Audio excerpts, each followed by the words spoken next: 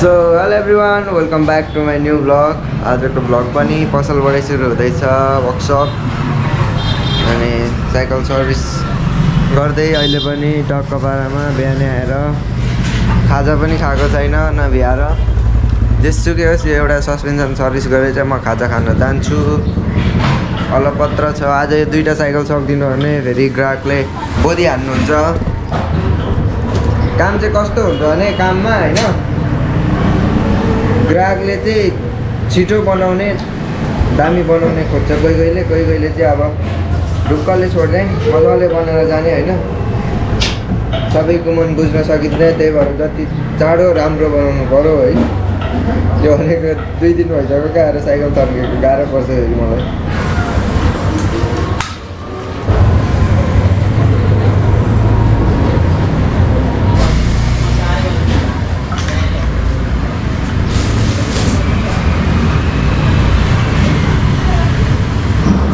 अब यो म्याग्नेसियम हेर्दाखेरि यस्तो केही लाग्दैन नि हामीलाई, तर यति सेन्सिटिभ हुन्छ नि यो चिजहरू। सानो पुऱ्यो भने पनि कत्रो इफेक्ट पार्छ क्या। मेरो देखिरहनु भयो होला तपाईँहरूले, सानो कोरिएकोले कत्रो इफेक्ट पारिरहेछ। ओइल सिल बिगारिदिरहेछ, लिक भइरहेछ होइन।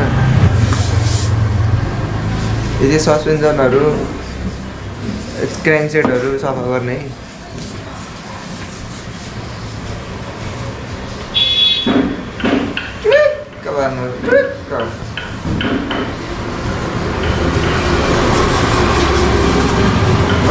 यतिको चाहिँ हुनुपर्छ क्या।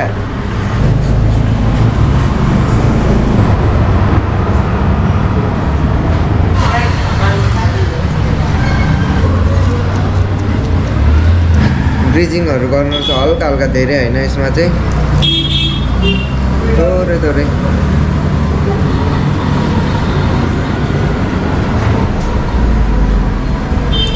धेरै गर्नु हुँदैन यसमा चाहिँ, हालिस भन्दा हाले मात्रै।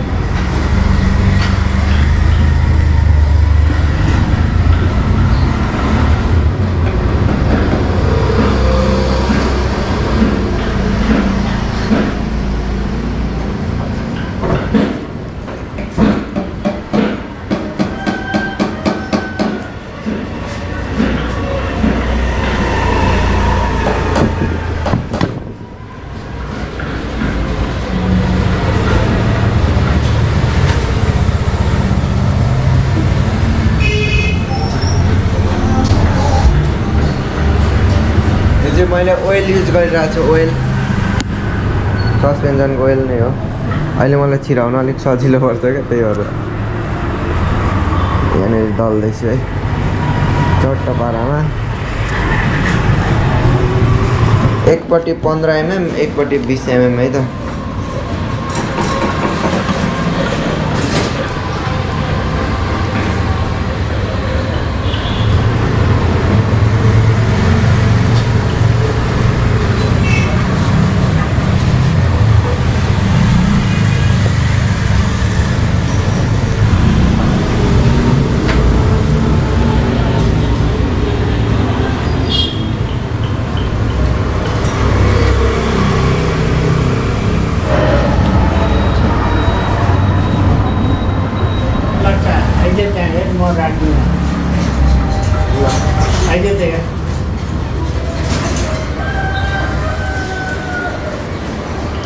कस्तो खालको राम्रो हुँदै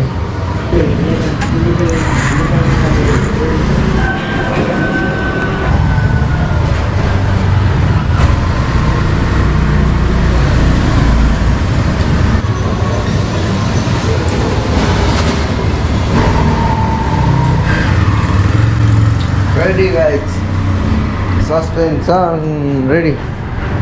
चट्ट पारामा है लिक्क भएछ। ल यति गरेर चाहिँ यो लोयर सर्भिस भयो है।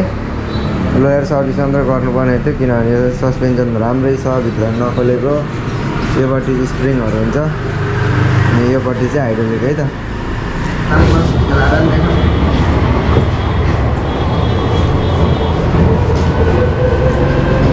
तपाईँहरूलाई चाहिँ म सस्पेन्सन कति केजी रहेछ देखाउँछ है। 29R को यो रक्सकको कोइल सस्पेन्सन सुन्दरमा ढुलिरहेछ। 5.64 यो फ्रेम चाहिँ पुसेको छैन, ब्रेक प्याडहरू पनि क्लिन गरेको छैन, यिनीहरू सबै गरिसकेको। अब भनेको स्पोक हाल्नु छ एउटा अगाडि, अनि सिट पनि हाल्ने भन्ने हुन्थ्यो अलिक मजाको। अहिले चाहिँ इभिनिङ टाइम अनि साइकल सर्भिस नै हुँदैछ। यो साइकल सकियो, अब हल्का चडाकचिडिक बनाउनु छ, अनि भयो भने चाहिँ सिट पनि फेरिदिनु भन्दै हुनुहुन्थ्यो दाइले है। हेरौँ, सिट हेर्नु जान्छु म अहिले। सस्पेन्सन सर्भिस भयो, फुल सर्भिस, अनि गियर वायरहरू लागेको छ, स्पोकहरू लागेको छ, अनि अर्को स्कट साइकल अब यो पनि सर्भिस छ, सस्पेन्सन अनि साइकल सबै सर्भिस छ है यसको। अनि पम्चर पनि छ यो। अनि यता चाहिँ दिदीले मस्त धुँदै हुनुहुन्छ। सिक्दैछु यहाँ सेल्फ योगा लागि, पछि आफ्नो लागि काम लाग्छ भनेर।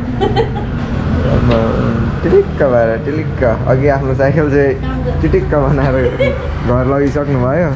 खेलाडीहरूले त सिक्नुपर्छ क्या मेकानिक। अब साइकल कुद्दै रेसमा बिग्रियो भने त अब बनाएर भयो भने कुद्नुपर्छ नि त। त्यस्तो मिल्छ क्या बनाएर कुद्नु, अनि त्यही भएर काम लाग्छ। जेनरल चिजहरू आफैले सिक्यो भने आफूलाई नै फाइदा हो। ए अघि यो रक्सप चाहिँ 5 केजी 5.5 केजी थियो भने अब यो सन्तुर कति रहेछ हेरौँ है त। ओए देख्नुभयो गाइस, अलिक ज्यादा रहेछ है यो चाहिँ, 1 केजी धेरै रहेछ है यो सन्तुर चाहिँ। यो अलिक महँगो हो, यो अलिक सस्तो हो। कुरो त्यहाँ छ, पैसा जति ठुलो हुन्छ नि त्यति हल्का हुन्छ क्या। सो आज चाहिँ नेक्स्ट डे, अनि चट्टपारामा स्कटको साइकल फिटिङ हुँदैछ। अब सर्भिस गरेको भनौँ, अनि अब अहिले चाहिँ फिटिङ गर्ने टाइम। चक्का चाहिँ धुएको छैन, यिनीहरू चाहिँ हिजै धुराखेको ल्याङफ्याङ चाहिँ। अहिले त्यो यस्तो काम गर्दा यस्तै हो क्या। अब बिहान सस्पेन्सन सर्भिस गरेँ, यति बिजोग भएको थियो यो सस्पेन्सन, कुइक आवाज आउने भइरहेको थियो। भित्र खियासिया परेको थियो है, दुईचोटि खोल्नु परेको क्या। आम्मामा दिमाग खराब बनाएको थियो एकछिन त। यसको यो स्कटको चाहिँ अनि हेडसेट पनि चेन्ज गर्दैछु। अब हामीले 1500, 2000, 2500 यो चुराको किन्छौँ होइन लगाएर। यो ब्यारिङ गयो भन्छ नि, ब्यारिङ